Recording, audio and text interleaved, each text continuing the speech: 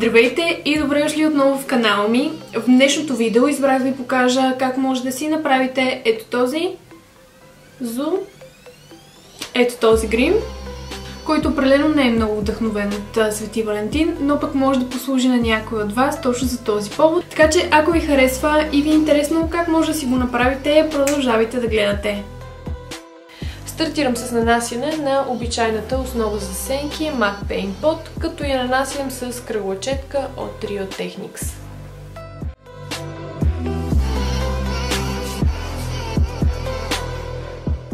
След като нанеса основата си, винаги я запечатвам с много лек слой от някаква телесна сянка или просто пудра.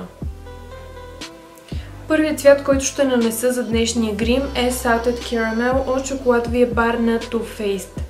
Нанасям го с мека, но в същото време плоска четка в сгъвката на клепача.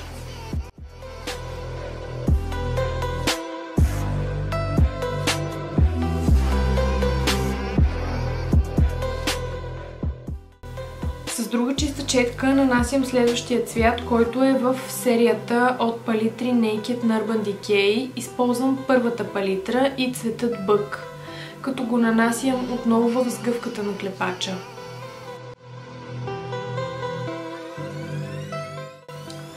Тъй като не открих подходящ цвят сянка, ще използвам ето този руш от Inglot за преходен цвят, като ще го нанеса отново с чиста четка. Пигмента, който ще използвам е розово-хамелеонов цвят от Inglot в номер 111. Нанасям го с мокра плоска четка по целия подвижен клепач.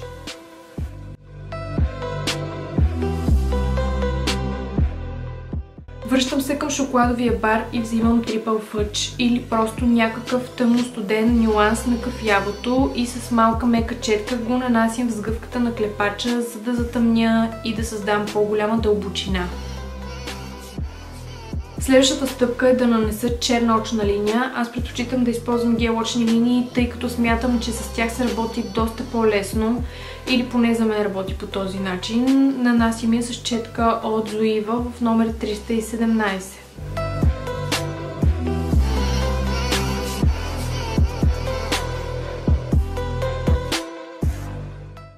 Фондютен, който ще използвам днес е Rimmel Lasting Finish, като за днешното видео прецених, че ще се направя малко по-тъмна от естествения ми цвят, тъй като след това видео ще снимам за снимки и спокойно мога да си позволя да бъда с по-тъмна кожа, но съвета ми е, ако излизате и носите фондютен, то нека бъде сходен с естествения ви цвят, защото наистина би изглеждало доста смешно, ако лицето ви е 3-4 тона по-тъмно от ръцете.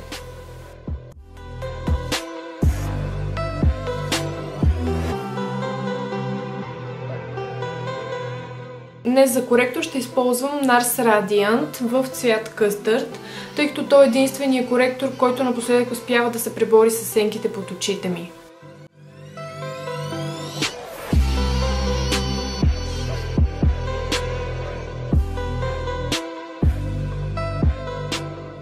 Освен в зоната под очите, обикновено го нанасям и върху зоните, които искам да изсветля.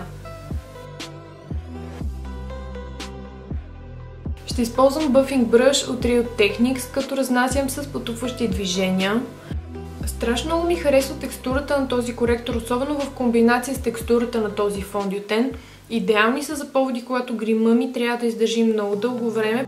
Общо взето, когато се прибера, състоянието на грима ми е същото каквото е било, когато съм излезнала.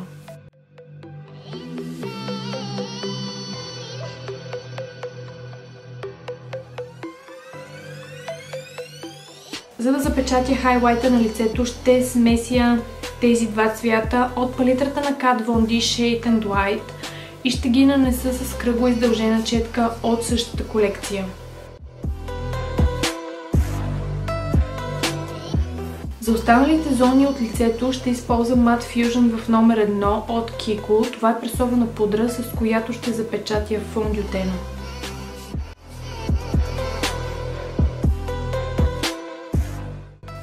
За да контурирам лицето, обичам да използвам меки, кръгли, но малки четки, тъй като с тях контура и затоплянето на зоната при челото става доста по-прецизно.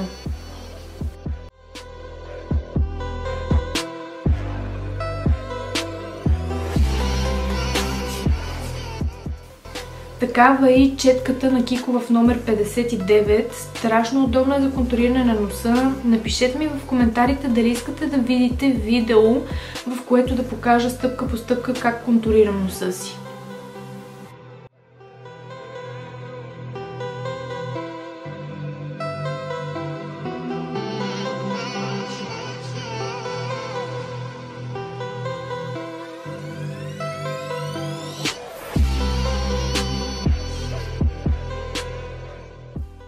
За да завърша очите, взимам Force of Nature от палитрата на Tarte и го нанасям в зоната на миглите. Нанасям отново тъмно кафяво със същата малка прецизна мека четка, след което взимам по-голяма такава и опушвам в същата зона. Много се чудех какъв молив да сложа, млечен или черен, но тъй като за такива поводи гримът ни наистина трябва да бъде максимално издръжлив, избрах да нанеса вместо молив черна гелочна линия във водната линия на окото, като преливам с кафяво и с помощта отново на същата мека четка от Real Techniques. Извън кадър поставих изкуствени мигли и преминавам към устните. За тях избрах да нанеса лек бомбоново розов гланц.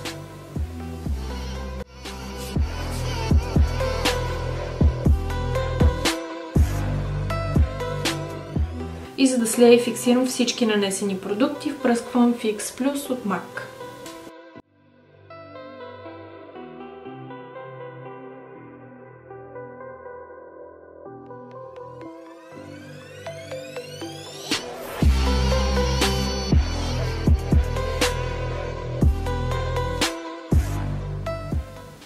Това беше днешното видео, надявам се да ви е харесало. Ако е така, може да дадете един палец нагоре. Също така да се абонирате за канала ми, за да виждате повече такива видеа. Ако не сте гледали последните ми видеа, може да ги видите ето тук. Това беше от мен. До скоро!